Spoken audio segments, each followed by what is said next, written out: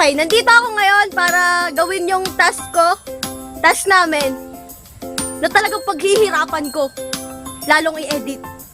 Papakilala ko sa inyo ngayon yung dalawa kong kaibigan na tutulong sa akin para i-explain tong mga salitang to. Unang-una, papakilala ko sa inyo si Rebecca.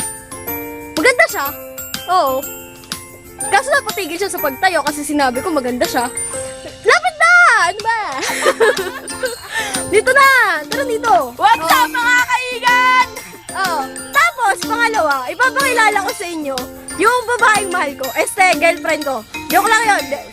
Hindi ako tomboy balingkinitan daw siya. Balingkinitan siya, sexy daw siya. Oh, Jeline, love. Ano dito? Oh. Yeah, bulaga. Sexy ba siya? Sexy. Oh. Siya, balik na tayo doon. Tara doon. Dito tayo. Background tayo.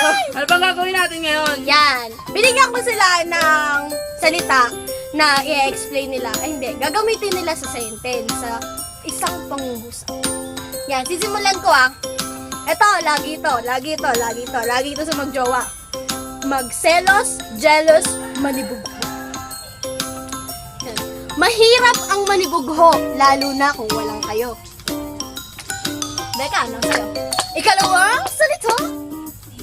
Meron ako nito. Madami. Diary or tala sarili. Laging nakatala ang mga nangyayari sa kanyang buhay sa kanyang tala sarili. Diba? Sa Jeline. ikatlong salita? Kalupi. Ang kanyang kalupi ay puno ng barya. Baryanation. Mayang.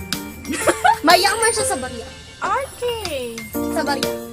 Okay, yun lamang po. Maraming salamat! Subscribe! Bye-bye!